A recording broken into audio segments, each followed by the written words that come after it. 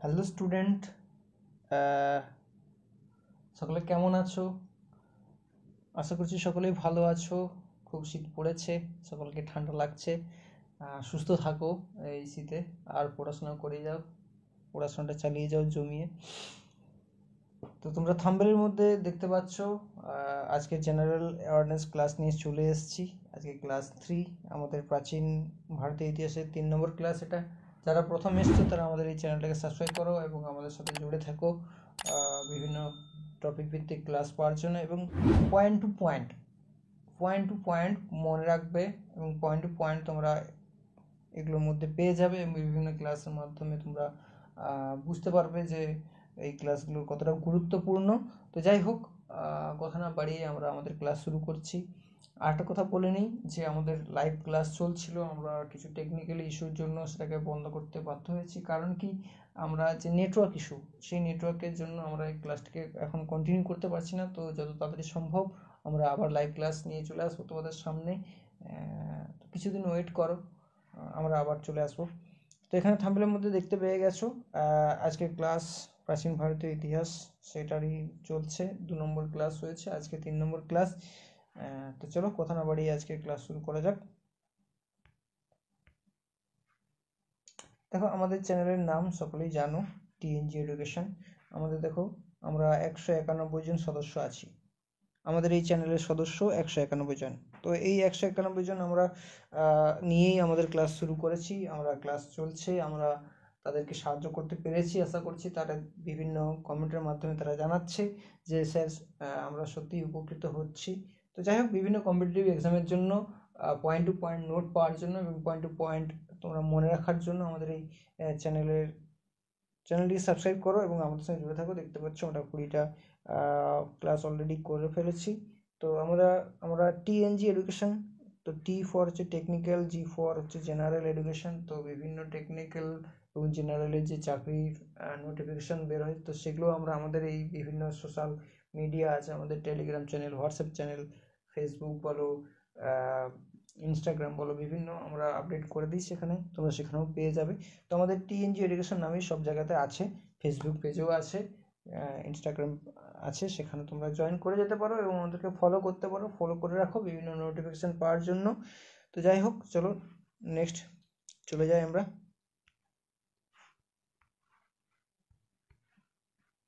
দেখো, প্রত্যেকটি ক্লাসে পিডিএফ পাওয়ার জন্য, পয়েন্ট মাফিক গুরুত্বপূর্ণ তথ্য পাওয়ার জন্য আমাদের এই টেলিগ্রাম চ্যানেল আছে, সেখানে জয়েন করে যাও। সেখানে আমরা এই পিডিএফগুলো তোমাদেরকে প্রোভাইড করে দিই। এই পিডিএফগুলো পাওয়ার জন্য তোমরা আমাদের এই টেলিগ্রাম চ্যানেল আছে, সেখানে জয়েন করে যাও। দেখো, সেই টিএনজি এডুকেশন নামেই আছে, সেখানে জয়েন করে যাও বিভিন্ন পিডিএফগুলো পাওয়ার জন্য।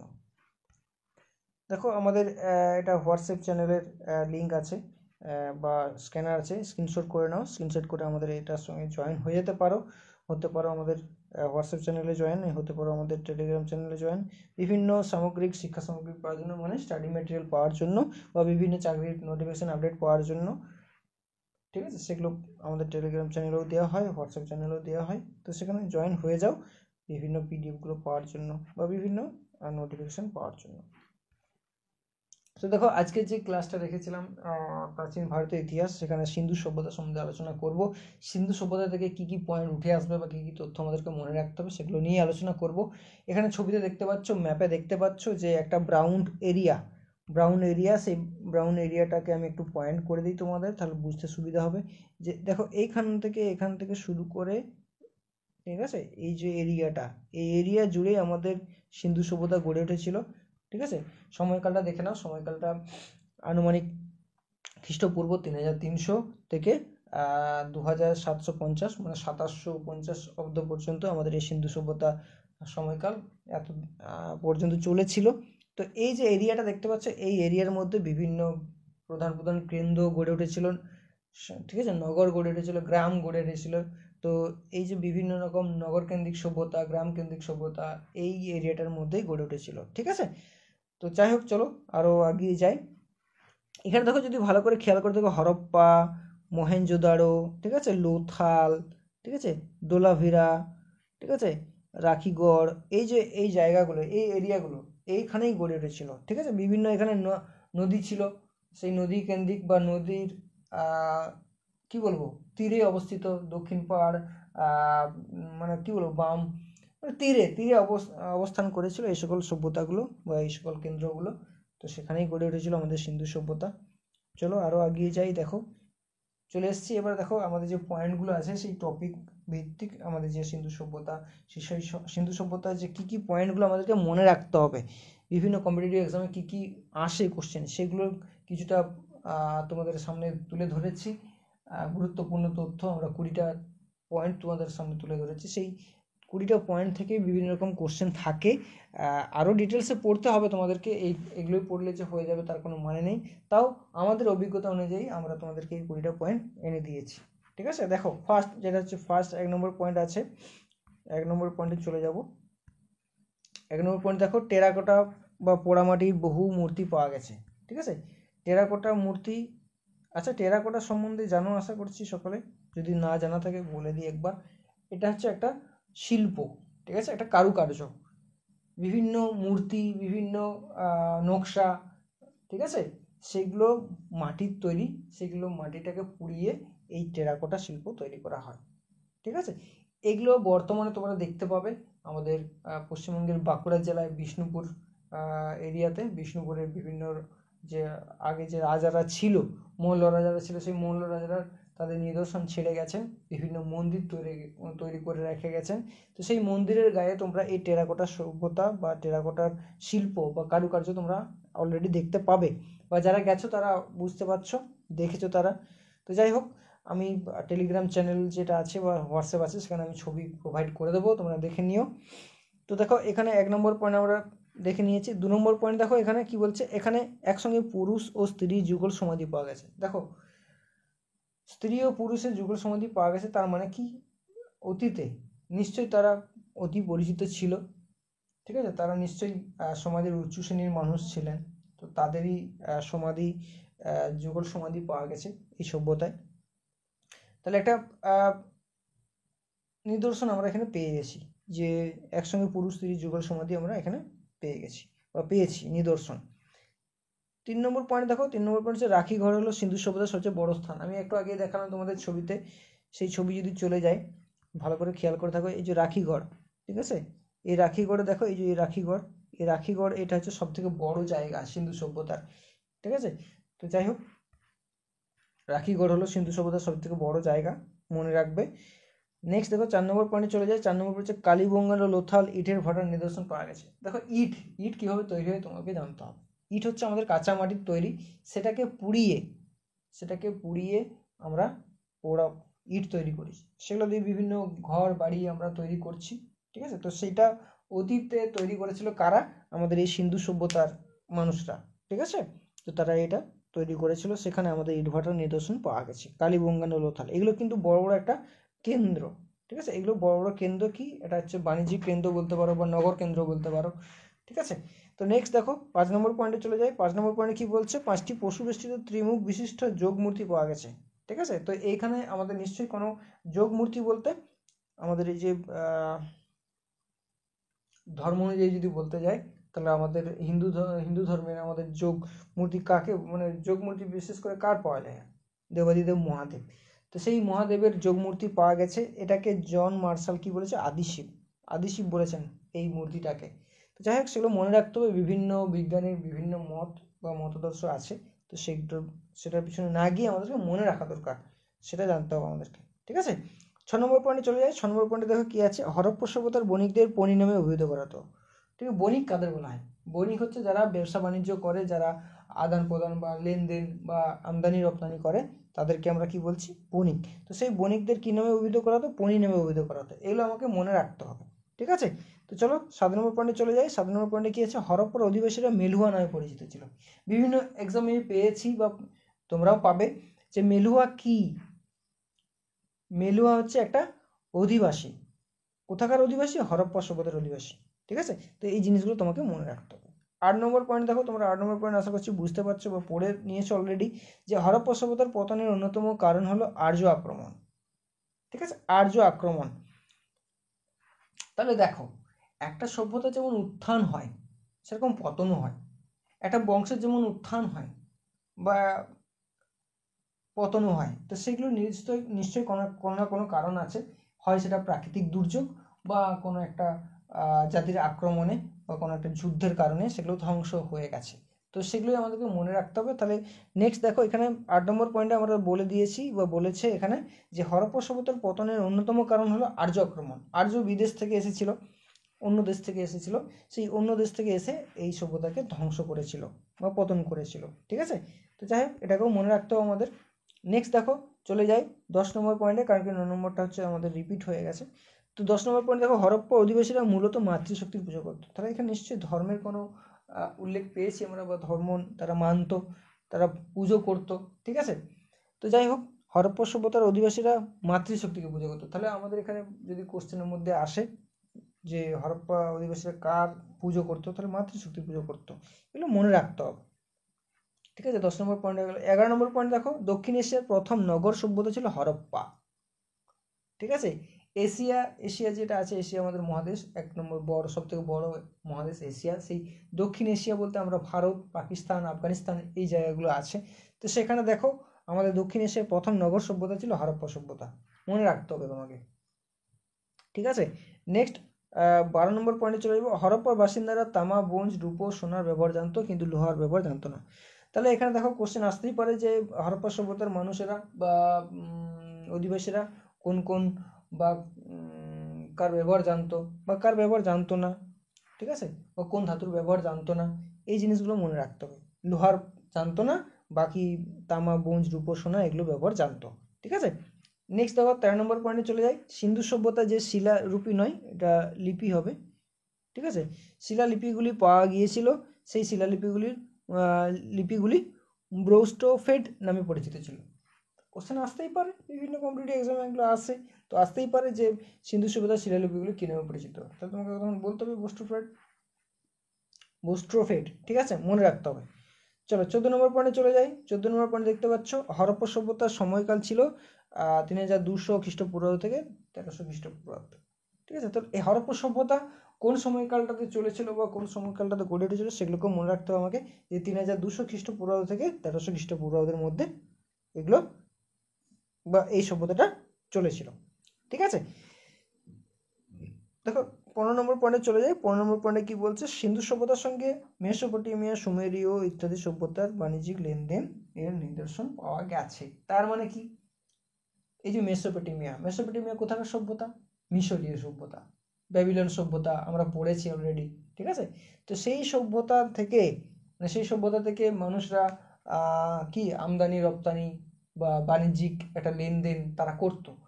তো সেই সভ্যতার মানুষরা আমাদের এই হরপ্পা সভ্যতা বা সিন্ধু সভ্যতার সঙ্গে আদান প্রদান করতো। আমরা একটা সবাই সিনেমা দেখেছি, মহেঞ্জোদারো, ঋত্বিক রোশনের সিনেমা। সেখানে আমরা দেখেছি যে বিভিন্ন প্রদেশ থেকে ব্যাপার করতো বা বাণিজ্যিক আদান প্রদান করতো তারা, বিভিন্ন জিনিসের বদলে জিনিস নেওয়া।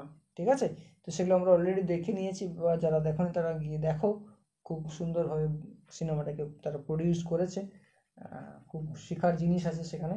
তো যাই হোক, 15 নম্বর পয়েন্ট আমরা দেখে নিয়েছি যে সিন্ধু সভ্যতার সঙ্গে মেসোপটেমিয়া, সুমেরীয় সভ্যতা, ঠিক আছে, তো সেগুলোর সঙ্গে আমাদের আদান প্রদান ছিল, এগুলোকে মনে রাখতে হবে। নেক্সট দেখো চলে যায় 16 নম্বর পয়েন্ট। 16 নম্বর পয়েন্টে কি বলছে, মহেঞ্জোদারোতে একটি বৃহৎ স্নানাগার আবিষ্কৃত হয়েছে। মহেঞ্জোদারো এটাও কিন্তু একটা বড় নগর, হরপ্পা সভ্যতার একটা বড় নগর বা কেন্দ্র বা একটা জায়গা। ঠিক আছে, তো সেখানে একটা বৃহৎ স্নানাগার অবস্থিত। তাহলে মহেঞ্জোদারো একটা স্নানাগার অবস্থিত। সেই স্নানাগারে যদি আমরা ডাইমেনশন জানতে চাই বা আমরা তার একটা পরিমাপ জানতে চাই, তাহলে ওইটাকে আমরা যদি জানতে চাই কত জানো কি কেউ? অবশ্যই জানো অনেকে, 180 ফুট লম্বা, 180 ফুট লম্বা। ঠিক আছে, আর চওড়াটা কত? চওড়াটা হচ্ছে তোমার 108 ফুট। তাহলে নিশ্চয়ই অনেক বড়, বুঝতে পারছো।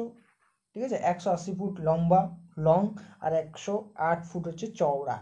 এই যে একটা স্নানাগার, সেই স্নানাগারের নিদর্শন পাওয়া গেছে কোথায়? মহেঞ্জোদারোতে। ঠিক আছে, তো এই যে সভ্যতাগুলোর আবিষ্কার হয়েছিল বা কে আবিষ্কার করেছিলেন সেগুলো সম্বন্ধে তোমাদের একটা ভিডিও তৈরি করব বা তোমাদের ক্লাস নিয়ে আসব। তো ছোট ছোট করে তোমাদের কাছে আনতে হবে, নাহলে কি তোমাদের একটা কী বলবো, কনসেন্ট্রেট থাকবে না, নষ্ট হয়ে যাবে কনসেন্ট্রেট, বা এতটা সময় দিতেও পারবে না। তো যাই হোক, ছোটো ছোটো করে তোমাদেরকে সাহায্যের চেষ্টা করছি বা করে যাব। আশা করছি ভালো লাগছে তোমাদের ক্লাস। ঠিক আছে, যদি কোনো অসুবিধা থাকে বা যদি কোনো কোশ্চেন থাকে তোমরা কমেন্টের মাধ্যমে জানাও আমাদেরকে, আমরা আরও উন্নত করার চেষ্টা করব বা তোমাদেরকে তোমাদের প্রবলেমগুলো সলভ করার চেষ্টা করব। ঠিক আছে, তাহলে আমাদের এখানে 16 নম্বর পয়েন্ট হয়ে গেল। 16 নম্বর পয়েন্ট আমরা বুঝে নিয়েছি, এখানে একটা স্নানাগার ছিল, তার নিদর্শন পাওয়া গেছে মহেঞ্জোদারোতে। 17 নম্বর পয়েন্টে চলে যাই। 17 নম্বর পয়েন্টে চলে যাই আমরা। 17 নম্বর পয়েন্ট কি বলছে দেখো, যে মহেঞ্জোদারোর খনন কার্যের ফলে বিখ্যাত নর্তকী নারী মূর্তি পাওয়া গেছে, তা ব্রোঞ্জের তৈরি। ঠিক আছে, তো নর্তকী মূর্তিটা দেখিনি। এই যে এখানে দেখো, দেখতে পাচ্ছ এই যে এই মূর্তিটা ব্রোঞ্জের তৈরি।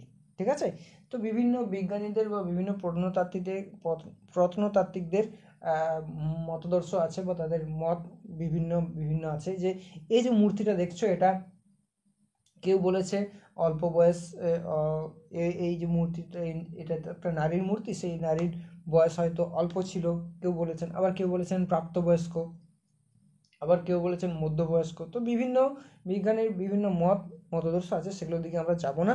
আমরা শুধু জেনে রাখবো যে এটা নর্তকী মূর্তিটা ব্রোঞ্জের তৈরি। ঠিক আছে, তাহলে 17 নম্বর পয়েন্টটা বুঝতে পেরে গেছো আশা করছি। 18 নম্বরে চলে যাই। মহেঞ্জোদারো কথার অর্থ হচ্ছে মৃতস্তূপ। সকলেই জানো, সকলেই পড়াশোনা করেছো যে মহেঞ্জোদারো আমরা ক্লাস 3 থেকে পড়ে আসছি। ঠিক আছে, যে মহেঞ্জোদারো কথার অর্থ কি, মৃতস্তূপ। ঠিক আছে, মৃতস্তূপ এগুলো পড়ে এসেছি অলরেডি, তাও আমরা মনে রাখতে পারি না, সেগুলোকে পয়েন্ট মাফিক মনে রাখতে হবে আমাদেরকে। ঠিক আছে, একটা খাতা তৈরি করতে হবে, সেই খাতায় পরপর পয়েন্ট লিখে রাখতে হবে এবং আমাদেরকে মনে রাখতে হবে বিভিন্ন কম্পিটিটিভ এক্সামের জন্য, বিভিন্ন চাকরির এক্সামের জন্য এগুলো খুব গুরুত্বপূর্ণ পয়েন্ট। চলো 19 নম্বর পয়েন্ট দেখো। 19 নম্বর পয়েন্ট দেখতে পাচ্ছ, প্রাচীন এটা হরপ্পা হবে। ঠিক আছে,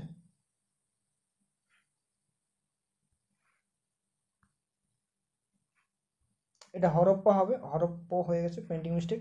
হরপ্পা পর্ব দেখা যায় কর্দিজি, কালিবঙ্গান, আমরি ও বানোয়ালিতে। প্রাচীন পর্ব বলতে যেটা প্রথম থেকে তৈরি হয়েছিল বা প্রথম দিকে তৈরি গড়ে উঠেছিল। ঠিক আছে, এই যে হরপ্পা সভ্যতা গড়ে উঠেছিল প্রথম দিকে, সেটা কোথায় কোথায় গড়ে উঠেছিল দেখো, কর্দিজি, কালিবঙ্গান। ঠিক আছে, এগুলো একটা একটা করে জায়গা, কেন্দ্র, নগর, এই সকল জায়গাগুলো গড়ে উঠেছিল হরপ্পা সভ্যতা। নেক্সট পরিণত পর্ব, মানে তারপরে যেটা ছড়িয়ে পড়েছিল বা আরও বিস্তারিত হয়েছিল কোন কোন জায়গায় দেখো, এখানে দেখতে পাচ্ছ তোমরা, মহেঞ্জোদারো, চানহুদারো, 20 নম্বর পয়েন্টে দেখে নাও। ঠিক আছে, হরপ্পা, মহেঞ্জোদারো, চানহুদারো, বিভিন্ন অঞ্চলে এগুলো গড়ে উঠেছিল। ঠিক আছে, তো এই যে 20টা পয়েন্ট তোমাদেরকে বললাম বা তোমরা যে দেখলে অলরেডি বা দেখেছো বা তোমরাও নিজেরাও পড়েছো আশা করছি, এগুলো কিন্তু খুব একটা আসছে, মানে প্রতিটা এক্সামের জন্য ইম্পর্ট্যান্ট। তো সেগুলো তোমাকে মনে রাখতে হবে, আমরা এগুলো খুব একটা মনে রাখতে পারি না, তো সেইটাকে মনে রাখতে হবে, আমাদের মনে রাখা প্রয়োজন বিভিন্ন কম্পিটিটিভ এক্সামের জন্য। আশা করছি তোমাদের আজকে ক্লাস ভালো লেগেছে বা কিছু বুঝতে পেরেছো। যারা বুঝতে পারছো না বা যারা প্রথম এসেছো আমাদের ক্লাস, আরও আগের ক্লাসগুলোকে ভিজিট করো, আগের ক্লাসগুলোকে তোমরা দেখো। ঠিক আছে, তো ভালো করে পড়াশোনা করো, পয়েন্ট মাফিক তোমরা পড়ো। আমরা মূলত আমাদের যে কম্পিটিটিভ এক্সাম, তো সেখানে আমাকে পয়েন্ট মাফিক পড়তে হবে, মনে রাখতে হবে। এই যে দেখো এখানে বিভিন্ন এরিয়াগুলো আছে, সেই এরিয়াগুলো মনে রাখতে হবে আমাদেরকে। ঠিক আছে, আগে আমাদের ক্লাস 9-10-এ আমাদেরকে কি ম্যাপিং ছিল। ঠিক আছে, ম্যাপ দিত পরীক্ষার সময়, যে জায়গাগুলোকে ম্যাপিং করতে হবে, কোন কোন কোন জায়গাগুলো আসতো আগে কোশ্চেনে। এখন সেসব নেই, এখন সব উঠে গেছে। তো যাই হোক, সেদিক দিয়ে যাচ্ছি না। তাহলে আশা করছি এই 20টা পয়েন্ট তোমরা মনে রাখবে। আমি এই পিডিএফটা আমাদের টেলিগ্রাম চ্যানেলে দিয়ে দেবো, যারা টেলিগ্রাম চ্যানেলে জয়েন নেই তারা যুক্ত হয়ে যাও। আশা করছি তোমাদের সাহায্য হবে। তো তোমাদেরকে সাহায্য করার জন্যই আমাদের এই চ্যানেল তৈরি। আমার কিছু ছাত্র আছে বা কিছু স্টুডেন্ট আছে, তারা বলেছিল যে সাহায্য দিয়ে কিছু অনলাইন ক্লাস করানো যায়। তো যাই হোক, তারই আমরা চেষ্টা করছি। আমরা অলরেডি লাইভ ক্লাস করেছি, আরও করব। তো আমাদের কিছু টেকনিক্যালি ফল্ট তোমাদেরকে আগেই বললাম, সেগুলোকে ক্ল্যারিফাই করার চেষ্টা চলছে, করব, তারপরে তোমাদের ক্লাসে আসবো। ঠিক আছে? তো ডিসেম্বরের শেষেই আসার চেষ্টা করছি। তো যাই হোক, 20টা পয়েন্ট আজকে মনে রাখবে। তো কিছু ছবি দেখিয়ে দিই তোমাদেরকে। দেখো, এখানে দেখতে পাচ্ছ, এটা ধ্বংসাবশেষ বা এখানে সভ্যতাগুলো ছিল, গড়ে উঠেছিল নগরগুলো, সে তারই নিদর্শন তোমরা দেখতে পাচ্ছ এখানে। এখনো বর্তমানে এগুলো পাকিস্তানে অবস্থিত, পাঞ্জাব প্রদেশ, সেই পাঞ্জাবে অবস্থিত এগুলো আছে এখনো। সেখানে গিয়ে দেখতে পারো। তো যাই হোক, নেক্সট দেখো, এখানেও আছে এই যে মূর্তিটা দেখিয়েছি, বা মূর্তিটা এখানে আছে, ছবিতে দেখতে পাচ্ছ, সেটা ব্রোঞ্জের তৈরি, অলরেডি বললাম। তো এখানে একটা নগর দেখতে পাচ্ছ।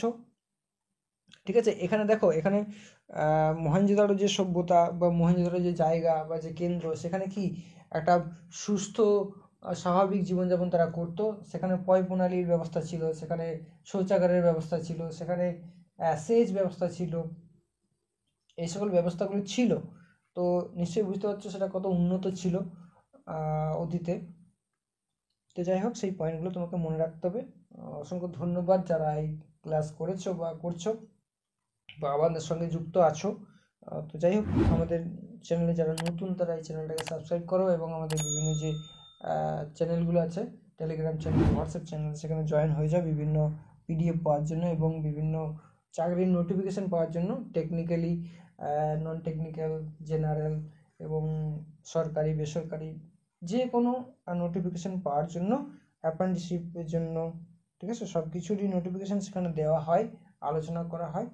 তো জয়েন হয়ে যাও, আশা করছি তোমরা উপকৃত হবে এবং তোমাদের সাহায্য হবে। চলো, আজকের ক্লাস এখানেই শেষ করছি, আশা করছি ভালো লেগেছে। তো কমেন্টের মাধ্যমে জানাও তোমরা কতটা কি শিখছো, বা আরও কতটা কি তোমাদেরকে মানে তোমাদেরকে আরও কীভাবে সাহায্য করতে পারি, বা আমাদের ক্লাসের কী কী ফল্ট আছে, বা আমরা কী কী তোমাদেরকে বোঝাতে অক্ষম। তো সেইগুলো কমেন্টের মাধ্যমে জানাও, নাহলে আমরা বুঝবো কী করে যে কী কী অসুবিধা হচ্ছে তোমাদের। সেই অসুবিধাগুলো আমাদেরকে জানাও। আশা করছি উন্নত করার চেষ্টা করব বা পারবো করতে। চলো, আজকের মতো এখানেই টাটা, দেখা হচ্ছে আগামী ক্লাস। ভালো থেকো, সুস্থ থেকো এবং সুস্থ রাখো সকলকে। ধন্যবাদ।